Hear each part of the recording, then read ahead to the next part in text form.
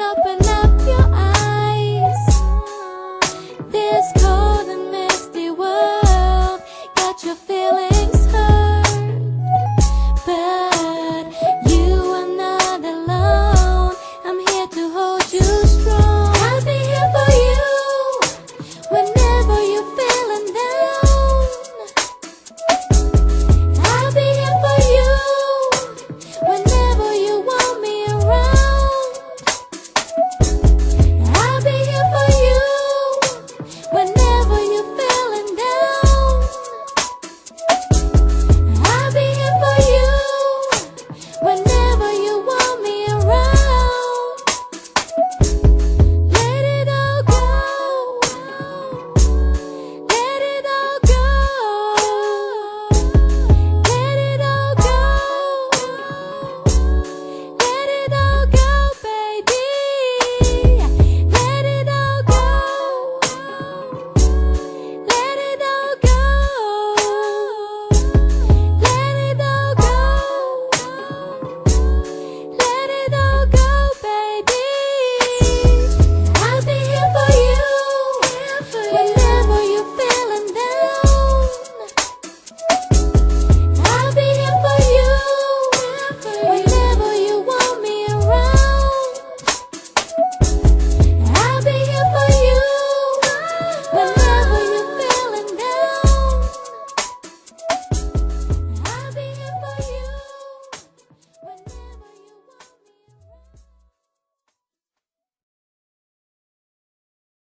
We're back. I'm here with Jay Tavares and Diana Caldwell in Nation's radio show. We've just heard I'll Be Here For You by Tanae. Send me an email. Let me know what you think of I'll Be Here For You by Tanae. You know my email address. So what do you guys think about I'll Be Here For You? I think I'm a fan of Tanae now. It's a sweet, sweet little song. She's a sweet girl. I wish you could meet her. She's beautiful and her music is cute. Hook us up. I will. Okay. But about Frozen River, what does it mean for them to have an Oscar nomination? That's a good question. Just to put it into perspective, is that out of hundreds, if not, thousands of films that are made all over every year, only 5 films get picked for Best Picture. In fact, 5 in every category. So, for it to be one of the 5 films of last year, it's as good as winning.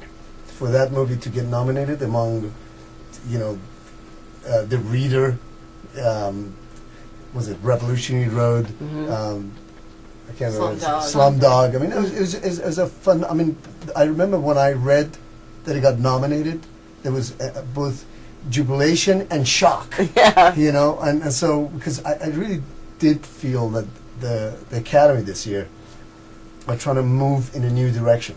The show itself was completely unique and different, and Hugh Jackman did a wonderful hosting job with it, and I felt like it was being aimed at a younger generation. There was a lot more stars involved at presenting and just being available, and I heard a few of the veteran actors saying it was the 2009, it was kind of a reunion, it was a new beginning, and with Obama being our new leader, and it's just, I think the whole world senses that, and the Chinese word they say for disaster, whatever, is both danger and opportunity in one.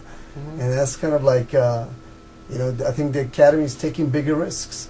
Usually they put one indie film in there, but this year there was like 2. Right. And both of them did incredibly phenomenal. well. So it was really, I thought it was, for the movie, it was, I think a film like this opens up the door now for a lot of, hopeful independent films where they might think they might not have a shot, and it just shows that when you're a filmmaker, you're a storyteller, you got to be passionate about your project, and you do the best you can, and you pray an event like this may happen for you, but it certainly gives hope now to any filmmaker that thinks, well, my film might not have appeal, it might not do this, and it doesn't matter. If you just tell the story with passion, you never know where it's going to end up. And I think it's kind of neat that the last few years it's been mostly indie films that have been, making a real splash. And people say, yeah, but there's a lot of films, these X-Men and whatever. Transporter. That are still the big money makers. But you know, if you actually look at per screen, they actually make a lot more money than the big ones. It's just that the big ones fill a lot more screens. So Okay. that you have, you know, every 15 minutes you have the choice of the Transformers. When a movie opens up, Right. you have the opening weekend. You hear there's so much hula about. If Right. you have a Friday, Saturday, Sunday. By Monday morning, you know if that movie is going to be a hit or not. Right. And so what the studios do is when you have a movie like Pirates of the Caribbean, it opened up in over 4,000 screens Okay. throughout the continental U.S. Right. But when you have a movie like Frozen River, it probably wasn't in even 100 screens. Right. You know, if that's pushing it. It probably was in 50, if that. Okay. So how many people are going to make it to those 50 screens? Got it. You know, per seat. But it was probably a packed house.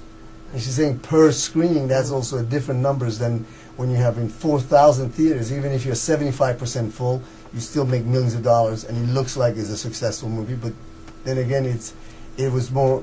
Most American moviegoers are just spontaneous. They say, "What's showing this week? Oh, let's go and see it."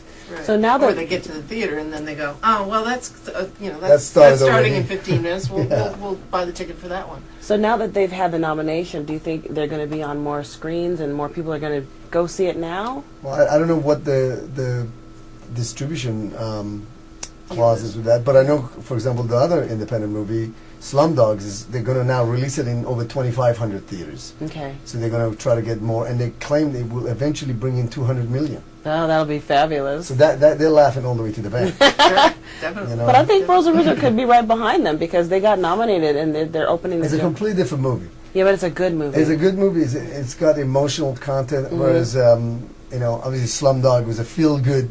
You know, you come out of there because of the music. Wow, and they're the dancing. Whole, yeah, the whole Bollywood aspect is in there. Yeah. And that really was like, we needed that in a time of like where you're just worried about so many things. You want something that you can just take your mind off it.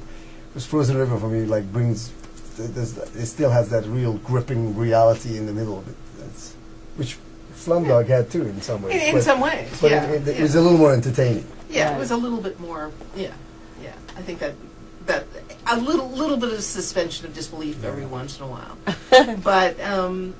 But I mean, the nice thing is there's a place for both of those sorts of films. Yeah. And the fact that both of them got recognized was rather exciting. Yeah, I'm happy about that. When we come back, we're going to talk about whether or not we would recommend Frozen River and why or why not. But first, I'd like you to hear a song by Tanae. It's called Rainy Day by Tanae. Send me an email. Let me know what you think of Rainy Day by Tanae on Nisha's radio show.